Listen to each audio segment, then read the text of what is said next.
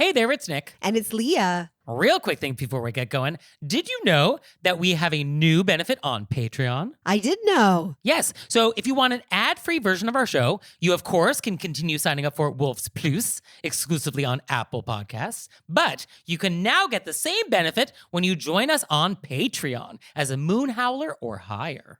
A moon howler.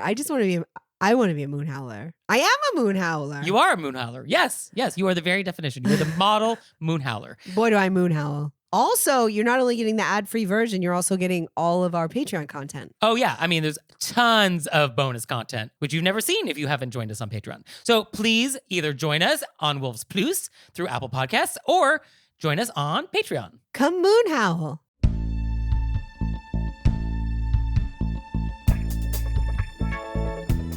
Do you steal people's tables? Do you schedule unnecessary meetings? Do you use too much glassware? Were you raised by wolves? Let's find out. Here are things that can make it better when we have to live together. We can all use a little help. Some people don't ask themselves, were you raised by wolves? Hey everybody, it's Nick Layton. And it's Leah Bonema. And let's just get right down to it with our AMUSE-BOUCHE. Oh, I'm so excited. So for today's AMUSE-BOUCHE, I want to talk about Chope-ing in Singapore. I was hoping that's what we were going to talk about. Do you know what this is? No, Have you been to Singapore? I have not. Oh, you should go. I'm actually going to be there in a couple weeks. And I was sort of thinking through Singapore as just a place. And this came to mind. And I thought, oh, this is kind of specific and fun. So Chope-ing. This does happen elsewhere in the world, sort of. But I feel like this is a very Singaporean thing. And so what this is let's say we are in a hawker center, which is like a food court, which are delicious and they're all over the city. And there's just like bunches of stalls. Many of them are like family owned and run and tons of variety. And so what you do is you see an empty table and you chope your seat. CHOPE. And what you do is you need to take an object and put it at the seat. And so the classic choping object in Singapore is a packet of tissues. Oh. Now, alternatives that are acceptable include an umbrella, a water bottle, a like office lanyard, like your swipe badge. You might get away with like a pen, maybe a newspaper if it's not windy, but a packet of tissues, this is the classic.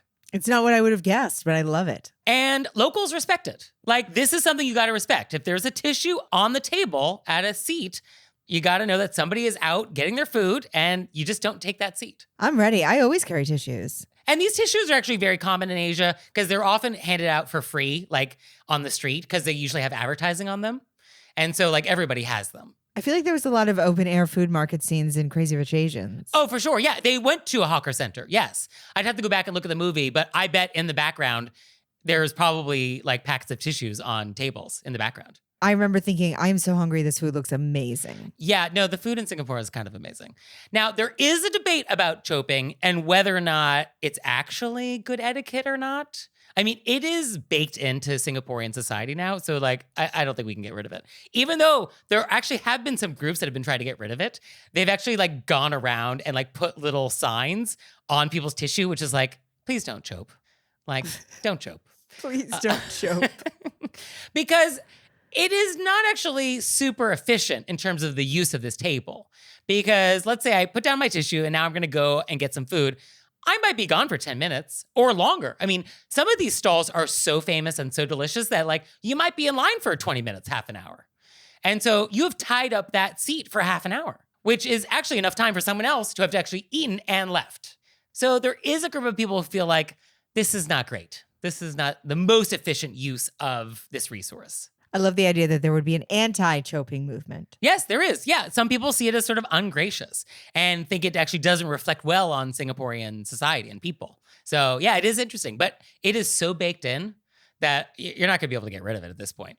And oh, just the name itself. So chope, it's sort of a Singlish word, I guess, and it comes from the word chop, C-H-O-P, and a chop is what you might use to like sign a legal document in many parts of Asia. So like a red seal. And so the idea is that you are marking something. Oh. And so you are marking this spot. You're putting a chop on it.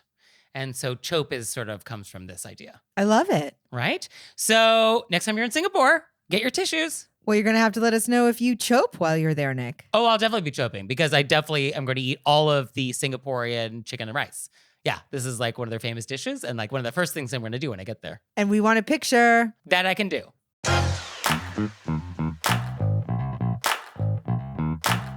And we're back. And now it's time to go deep. Deep. And did we really have to go? So for today's question of etiquette, I want to talk about, did this need to be a meeting? And this came up because this happened to me recently, which I'm sure has happened to everybody at home listening. Yeah. Oh, everybody has experienced this. But it just was so blatant where I had helped this person out with this thing and then recommended these other people and set the whole thing up. And then the person came in and was like, let's all hop on a meeting together. And I was like, what? So today's deep dive is about when does it need to be a meeting and when is it just an email? And why this is an etiquette thing is that we want to be respectful of people's time. And I would say most of the time, meetings are not necessary and are disrespectful of everybody's time. What I wanted to do was reply all and be like, these are the things that are discussed. This just needs to be confirmed. This is 3 sentences. Yeah, this is not a meeting. Right. So I think the easiest way to think about it is, when should it be a meeting? Because that feels like a much smaller list. When is it actually a good idea to have the meeting? I think we should have a meeting when we're at the beginning of something and there's a lot of different viewpoints coming in. We're sort of brainstorming what we're doing, what needs to get done, what are people's thoughts on it. Like there's a lot of different information. We don't have any clear schedule yet. All right, we need to make a plan. Maybe people need to introduce themselves, say a little bit about themselves. Yeah, that's good. Yeah, when we need to have a little context about who the players are.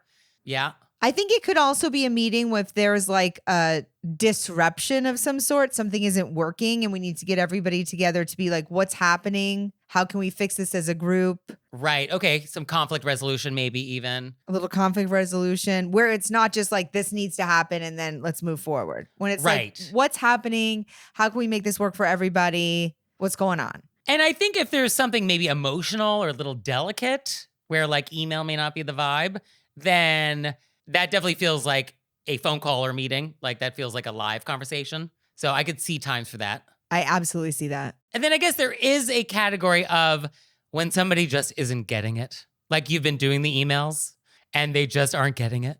And it's sort of like, all right, we have to talk about it now.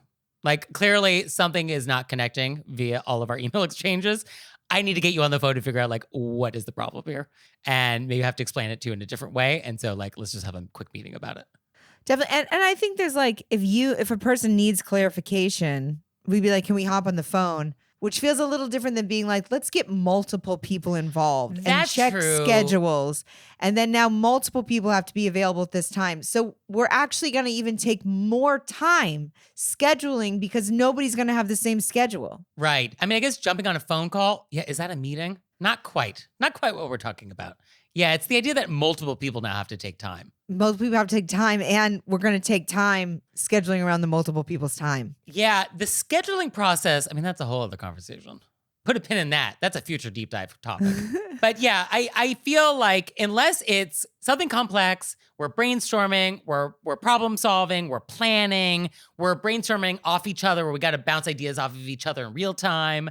Unless it's one of these things, if it's just, I need a status update, no, that's not a meeting.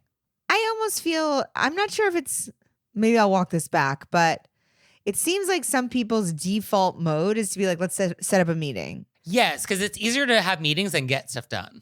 And you want to be like, let's not. Let's just, why are we meetings all the time? Yeah. Because it is weird to be the person who says, I don't think this needs to be a meeting. It is weird. That's true. As a society, we're not allowed to push back on that because why aren't we? Because it makes us feel like our time is more valuable or we're not a team player. Yeah, what is the feeling there? Well, I feel like we're putting down the person who suggested the meeting in some way. So instead we were all just agreeing to completely waste our time and energy. Right. We are accommodating your request. I will double, but you already know you said put a pin in. So I'm doing this whole thing where I honestly don't understand why we're having more meetings. And I actually don't even, the first meeting I thought was more than ample. And then my favorite part was they were like, okay, let's do another meeting. And I said, I'm only available in the mornings. And then they sent out an email, and there were specific dates. They sent out an email to all these other people that have to be in it. And they were like, how's 2:00 for everybody? Right. Not the morning. And I'm like, literally what just happened? I've agreed to do this thing that I don't even want to do, but I didn't want to be rude and be like, I don't understand why we're doing this again. Okay, so we need to come up with some language. What is polite, etiquette-approved language to decline a meeting? Where I'm like, Leah, let's set up a meeting to talk about this thing. And you're like, we don't need to. It's all in the emails that we've already had. I'm happy to answer more questions via email. It is not required for me to jump on a call or a Zoom to talk about this thing. How can we decline in a polite way? So I'm just going to talk through, because for me, most of the time, I'm happy to do the first meeting, hear what your thing is. So this is usually when they're like, let's do a follow-up. And you're like, I think we've discussed everything. Yeah. So there's a nice way to be like, just spitballing. I thought our first meeting was so great. These are the points I took away. This is what I'm going to do moving forward. Let me know if I missed anything. I think the first meeting was so great. We don't need to do it again. Okay. Now, all right, there's something in there. How about a like, golly, my schedule's so tight right now. What would be on the agenda for this meeting? Maybe I can address those issues via email. Could that work? That works. Golly. Okay. Golly. Yeah, it only works if you say golly. Golly, my schedule is so tight. Golly is the key to that. What I like the idea of what would be on the agenda. Maybe I can address some of those right now. That I think might be the thing, because so often the agenda is never really clear in advance for these bad meetings. Like for these unnecessary meetings, often the agenda is nebulous or not set, which is why it's maddening. And so maybe by demanding a little detail in advance, that would be useful. I think it also has to do with who is involved. Like if it's just back and forth, the two of us, it's so much easier to be like, exactly what are we talking about? You know what I mean? Let's just clarify it. But when they're like, let's bring all these other people in, that's when you want to be like, why? Yeah, and the more people that get added, the less efficient it becomes. The less efficient it's going to be, and the longer it's going to take to schedule it. Yeah. There is an interesting thing that Jeff Bezos used to do at Amazon. I don't know if it's still a thing, but his rule was that internal teams could only be as large as could be fed with 2 pizzas. So if you had 2 pizzas, how many people could that feed? And that was the maximum size for a team.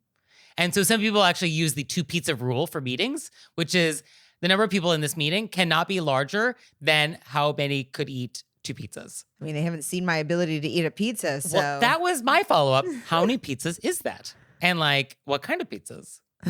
Is this like Chicago deep dish, like 20 inches across? Is this like little mini pizzas? Like, what is this? Is it a bagel bite? That's what I like about you, Nick. You're like, I would like to know what type of pizza it is. Also, I feel like people's ability to eat pizza really varies. Yeah, what kind of mood am I in? Did I skip lunch? Did I just eat? Yes. Am I hungry? Also, what kind of pizza is it? You know, if it's a good pizza, artisanal, wood-fired. I'll eat the whole pizza myself. Yeah, no, seriously. So I don't know about the pizza rule. But I'm glad we brought it up. The other idea I had was there is some weird thing where we've all decided that the default meeting length in the United States is 30 minutes. Like when you're scheduling a meeting with somebody, like that's so true. 30 minutes is like what goes in the calendar. I say no. Let's make that 15 minutes because honestly. I love that idea. But except for the opening meeting. For the opening meeting where we're getting to know, we're talking. Yeah, no, there's got to be a little more pageantry. How are your dogs? What do you do this weekend? Oh, I love what's in the background of your Zoom You might not even video. know I have dogs. You know what I mean? We at that know, point. Leah. So, no, I mean. We'll know real fast. Well, you will once we have the meeting. But I'm just saying it could be an intro meeting. Right. Intro meetings, okay, definitely more than 15 minutes, fine. But I feel like any meeting agenda that cannot be done in 15 minutes, I think we've really got to think long and hard. Is this the right agenda? Is this really what needs to be discussed, decided, done in this meeting? Maybe, yeah, meetings could be longer. Sure, of course. But I would venture to say most meetings could be 15 minutes or less. And this obviously is hitting hard for Nick because time. Money. Robbing you of time. Money. Time is money. And I only have so much time left. So Trying to cash in as much as possible. No, but honestly, nobody likes their time wasted. I mean, No, and there is this sort of like this weird feeling it gets where if you spend a lot of time with somebody working on something and then they're like, let's do a follow-up with all these people, you want to be like, why did I just spend all this time? right. Yeah. Like, what was that for? What was that for? What We're was the just gonna do it takeaway again. from that if we're doing it again? Well, it's like leaving somebody a long, detailed voicemail that answers all of their questions. And then they call you back and they're like, hey, I saw you called. And they expect you to go through it all again. Yep. No, it is exactly like that. And you want to be like, just listen to the voicemail. I just left you. It is exactly like It that. is exactly that. So, meetings. I feel like if we can just be more respectful of people's time, that would be nice. Golly, my schedule is very tight. Exactly. What's on the agenda? All right, we solved it. Done. Done. And now it's time for Intermezzo. Intermezzo. So this episode is brought to you by the Life Kit podcast from NPR. Life doesn't come with a manual, but every day you're making choices, some big, some small, that shape the direction of your life. Life Kit offers real stories, relevant insights, and clear takeaways to help you meet those decision-making moments with confidence and clarity. If you're looking to move with more intention or just need thoughtful guidance on living better, Life Kit delivers strategies to help you make meaningful, sustainable change. So a recent episode I listened to, which I thought was so helpful, was how to avoid mosquito bites, right? I wish I'd talked to you 3 weeks ago, Nick. They had a great episode about how to make decisions you won't regret. I mean, both of these things in completely different areas, both a huge necessity in my life. So you'll hear thoughtful conversations that unpack the emotional and practical side of personal wellness. You can get help tackling common issues like relationships, financing, parenting, and your career. Then walk away with a game plan you can implement right away. So listen now to the Life Kit podcast from NPR. And now it's time for Intermezzo. So this episode is brought to you by Earthbreeze. And have you ever noticed how many unnecessary chemicals are in your cleaning products? So many popular brands are packed with harsh chemicals that can irritate your skin, mess up your hormones, and cause allergic reactions. So that's why I'm very excited about Earthbreeze, especially their detergent sheets for laundry. They're free from harsh chemicals like optical brighteners, dyes, parabens, phosphates, and preservatives. And they're lightweight, pre-measured sheets that dissolves in the wash and gets the job done, which I think that's great because my laundry is not in my apartment because I live in New York City. And so I am definitely mindful of having to like lug heavy stuff down to the basement. So I do appreciate that there's no heavy plastic jugs. Also, no mess, no mystery ingredients. So right now, you can try Earthbreeze for up to 40% off plus 4 free gifts at earthbreeze.com/WYRBW. That's earthbreeze.com/WYRBW for 40% off plus 4 free gifts. And we're back. And now it's time to take some questions from you all in the wilderness. Ow! So our first question is, quote, I've had to burn my saddle over something several of my friends do when they come over to my house for parties. Whether it's themed, around a holiday, or what have you, I rarely have a super casual, come as you are, bring whatever kind of night. I typically have put a decent amount of effort into hosting the event, or I went overboard. Either way, I always have 1 to 3 guests bring in their own outside drink. One is always a Chick-fil-A cup, the others are water bottles or Sonic drinks. My dilemma. I always provide alcoholic and non-alcoholic options, cute glasses, themed bevies, and always plenty of options for my guests. It drives me absolutely nuts for them to come over and instead of partaking in my curated selection of drinks, suck on their straws all evening. Am I overthinking this? Am I being a nag? Or am I right to be irritated by this behavior? And do y'all have recommendations for how to politely, casually, and discreetly address it? I feel like our letter writer is making like a very cute party with like matching beverages and fun themes and like fun things to drink out of. And I totally understand why they don't want somebody coming in making straw noises. Yeah, I get that. Yeah, I mean, our letter writer has either made a huge amount of effort or went overboard. Which is also a huge amount of effort. Yeah, so like, this is a serious party. Yeah. And a fun time. It's a fun time. I think why it's striking our letter writer as being rude is that they're essentially refusing your hospitality.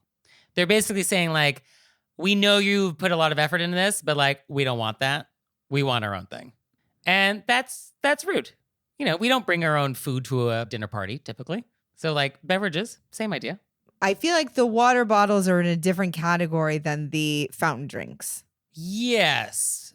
I mean, Americans' obsession with hydration has gotten a little out of control, I think. I mean, people are carrying around 64-ounce jugs of water with them at all times. But I mean, it is a thing and people are carrying water bottles around. Fine. But at this party, if you wanted water, it is also available. You do not have to bring your own water. I don't think they have to bring their own water. And I understand there's water available. I'm just saying I would put it in a different category because I think people just walk around.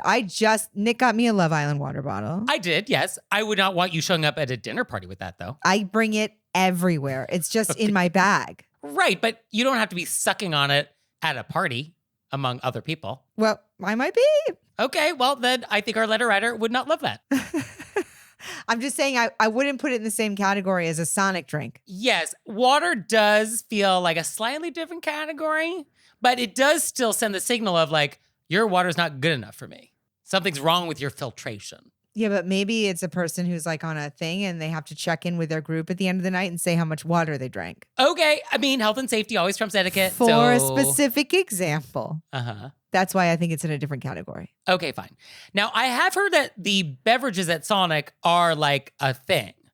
I've never been to a Sonic, but I hear that like there's some weird statistic that they have like thousands of different combinations available. This is what I heard. It's like a black, I don't know, but I've seen the commercials. Or I've heard like they have ice that's somehow special in some way. There's something unique about the Sonic beverages. Okay, fine. I've never been to a Chick-fil-A. Do they also have remarkable beverages there? I think that's just an example of a fountain drink. I think they just have regular fountain We drinks. just have regular fountain drinks. And I guess at this party, you do not have a soda fountain. It feels like they just stopped on the way and then they're drinking their beverage. I wonder if we could just take it and be like, hey, let me, I set it all up to match. Let me put it in one of my cups. Okay, yeah, I think something cheeky, which is like, oh, the Chick-fil-A cup doesn't match my tablescape.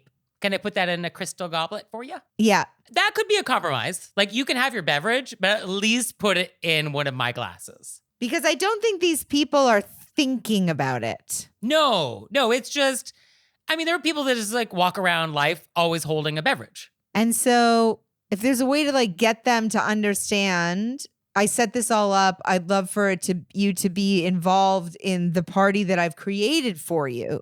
Right, I think something in that flavor. Or could we ask like, hey, I notice you always bring a Sonic beverage. What do you get from there? I would love to be able to offer you the same thing at my party.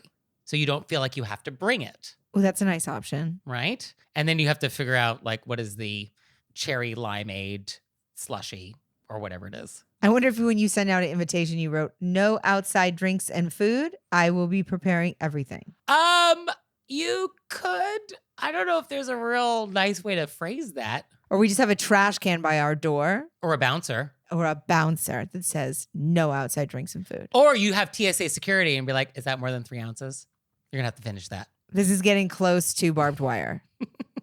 Bear traps. Bear traps. That's what it is. Electrified fences and bear traps. Yeah, I like the idea of letting them bring a beverage, but sort of asking them very nicely if you could decant it into one of your glasses to make it more in the theme of the party. I think that would be a reasonable request as a host. I don't think we want to deny them their beverages. Okay, fine. But at least it could not be in a paper cup with a straw like that. My guess is that it's always the same 3 people. I think it's the same culprits. Yeah. So options are we don't invite them. Yeah, always on the table. We could do what Nick said, which email in advance. Hey, you always come with the Sonic. Tell me what it is. I'll get it in advance. Right? Mm-hmm. I would think that people would get the idea, like you're hosting an event. You love to have like a theme. Like you don't want people walking around with straws making the fountain cup noise. Yeah, it's not even the fountain cup noise. It's just like you're walking around my party with an outside beverage. It's a little strange. And my curated selection of drinks suck on their straws all evening. So I was just addressing. Oh, yeah, okay. You're sucking on their straws. Yeah, I guess we don't love that. And I guess our beverages do not require straws that we're offering. It makes a particular noise in a fountain drink. Is that oh, it's the sound of the plastic hitting the plastic? Yes. Oh, that's the noise. It's not the sucking up of liquid noise. I think it's the. That's true. No, it is a little nails on the chalkboardy. Okay, yeah, no, I don't love that. It's a little cacophony amongst this curated orchestra. Yeah, and other guests are going to be like, oh, is all the catering from Sonic tonight? Fifth option, Mm. you just say, hey, I'm like, however you want to say it about yourself that I think is funny, light, upbeat, how you love themes. You love a party and to have a particular, like they said to us, sometimes I go over the top. And just some sort of like It's not you, it's me. I have a thing about this, so I have a thing and ruining it. your fountain drinks are in direct opposition to my Pinterest party. Okay, I think that's fair. And as long as you couch it in I totally get it, it's a me thing, but just indulge me, I think that could work. I would start with the decanting. Decanting feels like the best option, honestly. Yeah, because they get to drink what they want, and then it just visually looks nicer. And then maybe it will get in their heads like you don't want them bringing in drinks. Maybe. And you're going to have to find like glassware that can accommodate. I mean, some of these fountain drinks are what, 64 ounces? I mean, that's a large glass, It's a very large glass. right? So good luck finding that in your crystal pattern. Or are we at 6 or 7? Oh, at least. They walk in, you say, thank you so much for coming. May I take your coat? Mm. And then you just take the beverage, walk away with it. Just take it. Oh, yeah, allow me. Oh, I've got that. Allow me. You assume you must be throwing this away or coming into my party. Yes. Oh, no problem. I'll handle that. Please enjoy. And then you just take it to the kitchen, dump half of it out into your cups, put the other half in the fridge, bring it back, give it to him. Oh, there we go. Okay. Oh, I thought you were just going to toss it in the garbage. At first, I was going to toss it in the garbage. Okay. But then I decided we can reroute it. Oh, that works too. Okay. So wonderful. Let us know how it goes. Yeah, let us know how it goes. So our next question is, quote, my husband and I are leaving for a 2-week trip tomorrow, and while we're away, my parents have graciously agreed to house sit and care for our 2 dogs. We have a 2-bedroom home, and they will be staying in our guest suite. I have a sibling that lives a few hours away who is now planning to join my parents during their stay. I am more than happy to have my sibling visit and have planned to set up an air mattress in our office space, which has its own bathroom.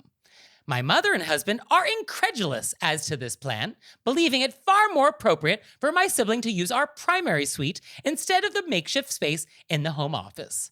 Regardless of who it is, I detest the thought of having anyone besides my husband sleeping in our bed. Is this unreasonable? Am I being rude in having him sleep on an air mattress while our bed remains unused? I was sort of excited to see how you feel, Nick, because I feel a certain way about this. Huh. My take is you do not have to have anyone sleep in your bed. That is your bed, and it is not unreasonable to call that off limits to guests. Full stop. And it's not like you're shoving your sibling in a leaky basement on the cement floor with no pillows. Like, it's a perfectly fine office space, air mattress with its own bathroom. This is fine. Oh, okay. So our take was the same. Okay, yeah. Yeah. Mine was we all have our things. Like, we all have our thing that's like a thing we are invested in, we care about, that feels like our thing. And if for you, it's your bed, you don't want other people sleeping in it. Yeah. It's your bed. That feels reasonable. Also, what does the sibling think about all this? Because it says your husband and mother are incredulous, but like, what about the sibling? Is the sibling fine? If so, then that's the end of the story. If the sibling has a problem with this, then how about the sibling let you know? Why are we going through like third parties? I mean, the office space even has its own bathroom. Own bathroom, all sweet. Oh, sweet. All sweet, the best kind of sweet. On. I mean, maybe if we wanted to go a little extra, we get a air mattress topper. Okay, sure. We have an air mattress topper. Really makes a difference. And this is a topper for the air mattress, so it adds an extra something. Adds a little extra something. Okay, that's nice. I like that. Because then you could be like, it's on suite. There's a topper. What? And I think you just say like, oh, we just don't offer up our bed to guests. Hope that's okay. We just don't offer up our best to guests. But because do you hope it's okay? I mean, I hope it's okay. I hope it's okay, but not in a way that if it's not okay, I'm changing my mind. No. But it's just like, hope it's okay with you. If not, you don't have to come. I'll stay on your air mattress. Its own bathroom. Come on. I think one little quirk is that I guess the husband here doesn't mind, but I feel like your concern trumps his. I don't think we can compromise on this because there is no compromise. There's no middle ground here. It would be interesting if it was the husband's family, but it's our letter writer's sibling. Yes. Yeah, it's not his family. So if he was like, my brother or sister is coming, they really can't sleep on an air mattress. Please don't tell them they have to sleep. That I feel like that would add another layer. Right. No, it's my parents, my It's my sibling, parents, my sibling, my bed. or their bed. Sure. But my bed. Yeah, I think you don't have to share your bed. I think that's full stop. And I think you are making your guests perfectly comfortable, which is part of your obligation as a host. And that's it. I mean, you're not even there and you're letting everybody stay in your house. That's also very nice. Yes. So, yeah, I wouldn't worry about it. I would say just hold the line and be done with it. I agree, Nick. I agree. Great. So you out there, do you have questions for us? Oh, yes, you do. Send them to us. Send them to us through our website, wereraisedbywolves.com, or you can leave us a voicemail or send us a text message, 267-CALL-RBW. And now it's time for Intermezzo. Intermezzo. So this episode is brought to you by IDOU. And IDOU is an online learning platform that offers courses in design thinking, innovation, and AI integration, created by the renowned design and innovation company IDEO to help leaders and teams solve problems with human-centered approaches. Feeling stuck in your career? Jumpstart your growth with IDOU. Their online courses draw from design and innovation company IDOU's award-winning methods. There's never a bad time to transform your professional life. Class starts soon, so enroll today. For a limited time, IDOU is offering our listeners 15% off site-wide. Go to IDEOU.com/WYRBW. That's IDEOU.com/WYRBW for 15% off. IDEOU.com/WYRBW. And now it's time for Intermezzo. Intermezzo. So this episode is brought to you by EveryPlate. So Leah, what is EveryPlate? EveryPlate is America's best value meal kit. That's right. Think you have to spend big bucks or tons of time in the kitchen to make delicious food at home? Think again. When you use EveryPlate, you get restaurant-level deliciousness week after week with recipes like crispy buffalo ranch chicken and cheesy Mexican street corn hash. And this week I had the Turkish spiced chickpea and basmati bowl Oh, with pickled cabbage, cucumber salad, and red pepper hummus. Hello. that sounds good. Delicious. Was that easy to put together? It was easy to put together. So, what are you waiting for? Dig into these flavor-packed meals your household will love. New customers can enjoy this special offer of only $1.99 a meal. Go to everyplate.com/podcast and use code RBW199 to get started. Applied as discount on first box, limited time only. And we're back. And now it's time to play a game we'd like to call Vent or Repent, Then to repent. which is our opportunity to vent about some bad etiquette experience we've had recently, or we can repent for some etiquette faux pas we've committed. So, Leah, would you like to vent or repent? Oh, looks like I'm going to vent, Nick. Okay. What has happened? Visualize the scene. Bring me there. It's a comedy show Mm. outside of Los Angeles. Okay. It's a large restaurant/bar. Okay. Friday nights, they have comedy. I'm picturing it. 2 rooms. Uh-huh. You don't like comedy? You can go in the other room. Okay. So I have a choice as a diner. What kind of dining experience I want? Yes. Dinner and a show or just dinner? Yes. Okay. Show has begun. Okay. A group of 4 comes in. Mm-hmm. They don't want to sit in the non-comedy room. They want to be in the comedy room. They want to be in the comedy room. Okay. And not only do they want to be in the comedy room, they want to be in the middle of the comedy room, not all the way to the back. Ooh, in the center of the action. So there are people behind them who are already watching the comedy show. Got it. They do not, however, want to watch comedy. Oh, there is a flaw in their plan. Yes. So one of them puts their back to the stage Okay. and then over the comics comments on everything she hates about comedy. Okay. She then, her and her friend across, make a FaceTime on speaker phone call Oh, okay. to their friend, Sure. Like you do. like one does. And then just talks about how much they dislike comedy throughout. Everybody said, but do not want to go in the non-comedy room. The people behind them that have to watch the show through them keep telling them to be quiet. Yeah. They're ruining it for everybody around them.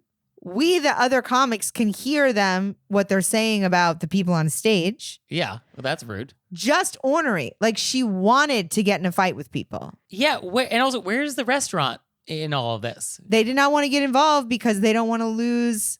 So it was up to the people running the show to be like, please be quiet. Do you want to go to the other room? And she kept being like, no, I'm going to stay here. No, I don't want that. No, I don't want to. Oh, how miserable. And I mean, she was just wanted to fight. It was like the most aggressive, rude, unbelievable. I got to the point where I couldn't even take it. I just sat down and I just stared at her face. Like I couldn't. I was like, who are you? And this was happening during your set too, I guess. I was last. Oh. So when I got up and I heard her and I go, I've already heard enough from you. Yeah. Shut it down. I'm sure the whole room applauded. And then I just went into it and completely ignored. It was like she wanted to be the center of attention. Yeah. Well, she achieved something. Put her back to the show, like just wanted to criticize people. It was unbelievable. Oh, that's so horrible. And because they did not have security, she got to stay there. Yeah, that's, I think, the problem here. I feel like the restaurant really needed to do something about this. The problem is that there's people that do this. They show up just to be like, she got something from it. Like it really lit her fires. Some people do get a charge out of this. Yeah. And then when I went to the bathroom, she came and stood behind me in line. Oh, of course. And did you give her death eyes? No, I gave her no eyes. I acted as if I couldn't even see her. Great. Great.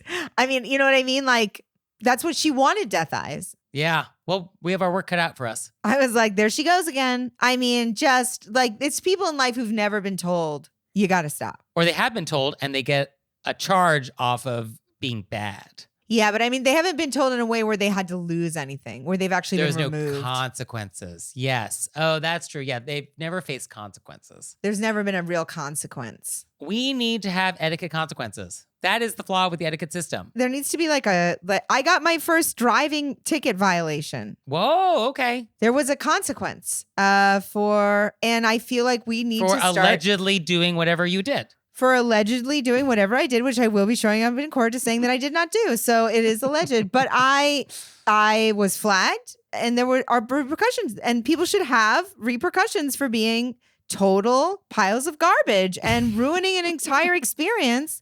It's not so much for me. Like comics were sort of used to it. I felt bad for the audience. Yeah, they paid money to be there and have a nice evening and enjoy a show. And that was ruined for them. Yeah, I definitely feel bad for them. Yeah, it didn't have to be that way. We need to bring back this flag on the field tickets. Maybe it goes on their taxes at the end of the year. I don't know how we do it. Yeah, we do need to come up with a system where there are consequences. More than just me giving you a dirty look.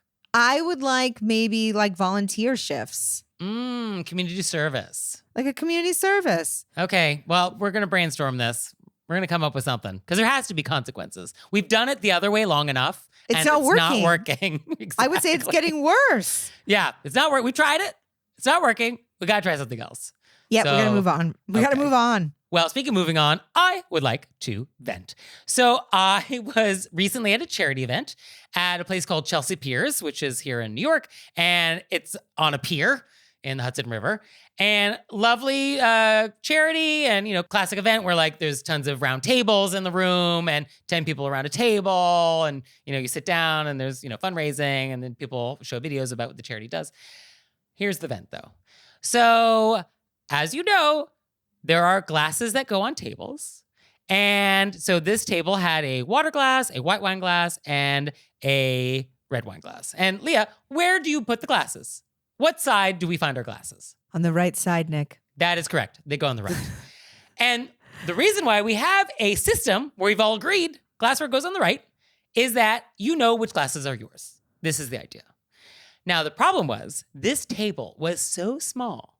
It was too small for 10 people that the water glass, wine glass went right up against the next water glass, wine glass, wine glass. There was no gap in between. There was just a solid ring of glassware around the entire table with no beginning and no end. And they were using the same glassware for each of these beverages. So they were the identical stemware. And so it was now impossible to now know whose glass was whose. And this was mayhem and chaos all evening because as plates of food were happening and as other things were happening on the table, people pick up their glasses, they put it down, and now there's just this assortment of random glassware at all different places on this table, and it truly was impossible to know whose glass was whose, and it's like, there has to be a better way. This is mayhem. This is chaos. The fabric of society has now broken down.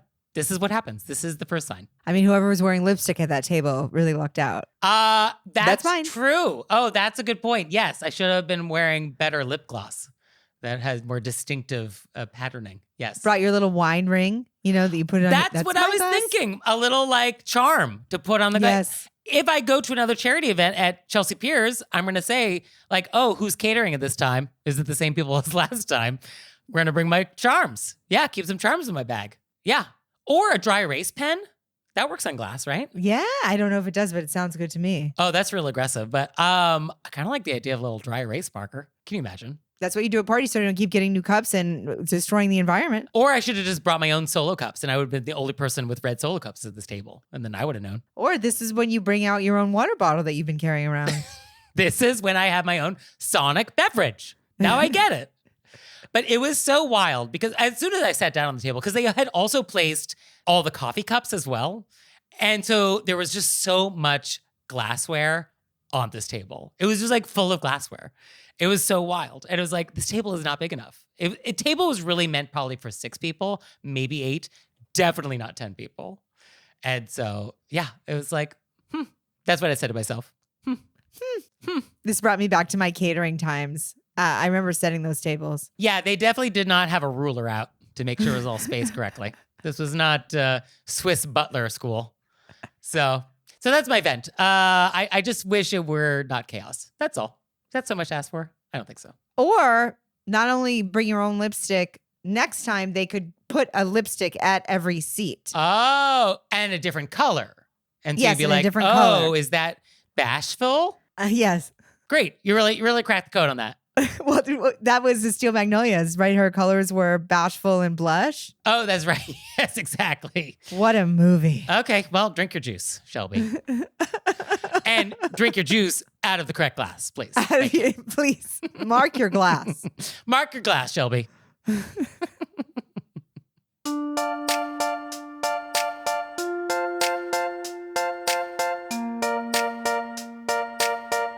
So, Leah, what have we learned? Well, I learned about Chope-ing, Yes, next time you're in Singapore, you can reserve a seat with a pack of tissues. which I always have a pack of tissues. I love tissues. You're ready to roll. Ready to roll? And I learned that you allegedly did something bad. Welcome to LA. I finally got a ticket. Remarkable it's taken this long. I want to say that this person was a Chips. Uh-huh.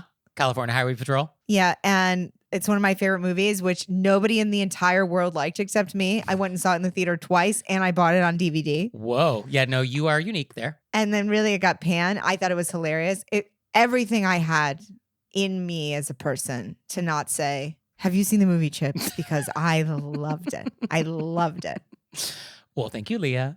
Thank you, Nick. And thanks you out there for listening. I'd send you a handwritten note on my custom stationery if I could. He would. So for your homework this week, I want to make sure that you are following us in whatever app you're using to listen to our show. There's a bell icon or a plus button or something. There's something in that app. So just do something so that you are notified when there's a new episode. And as long as you're at it, leave us a nice review because we love them.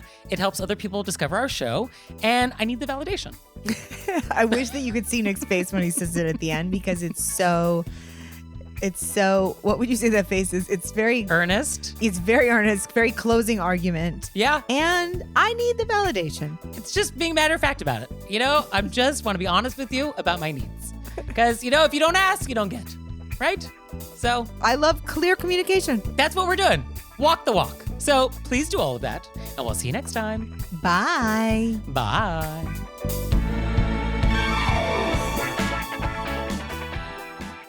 All right, Leah, it's time for Cordials of Kindness, the part of the show that you make us do, but I only give you 30 seconds to do it. Ready, set, go. I would like to send out a cordials of kindness to my besties from college and throughout my life, Vita and Katie, who came down from Toronto to spend time with me in Los Angeles. We had the most wonderful time. They treated me to a lovely weekend. They met the dogs. The dogs loved them. It was the best. Fun. And I want to say thank you for an amazing DM we just got, which is, quote, I've been listening to your podcast since 2023, and I can't even begin to tell you how many low moments it has saved me from. It's my companion while driving, while running, and anytime I'm not feeling good. Thanks for being there. That is so nice. Isn't that nice? That really warmed my little heart when I saw that. The idea that we could be there when you're having a rough day. I really like that. That's so nice. So thank you for that, and I'm glad we can be there. Oh. Right? Yes. And now it's time for Intermezzo. So this episode is brought to you by Earth Breeze. And have you ever noticed how many unnecessary chemicals are in your cleaning products? So many popular brands are packed with harsh chemicals that can irritate your skin, mess up your hormones, and cause allergic reactions. So that's why I'm very excited about Earth Breeze, especially their detergent sheets for laundry. They're free from harsh chemicals like optical brighteners, dyes, parabens, phosphates, and preservatives. And they're lightweight, pre-measured sheets that dissolves in the wash and gets the job done, which I think that's great because my laundry is not in my apartment because I live in New York City. And so I am definitely mindful of having to lug heavy stuff down to the basement. So I do appreciate that there's no heavy plastic jugs. Also, no mess, no mystery ingredients. So right now, you can try Earth Breeze for up to 40% off plus 4 free gifts at earthbreeze.com/WYRBW. That's earthbreeze.com/WYRBW for 40% off plus 4 free gifts. Oh, Leah, one more thing. What? Have you signed up for Patreon yet? I have. Me too. You out there, have you signed up for Patreon yet? No? Well, go to our website, wereraisedbywolves.com, click on monthly membership, check it out, because we would really appreciate it if you'd support our show. We love your support. We would. So please do that, and we'll see you next time. Bye. Bye.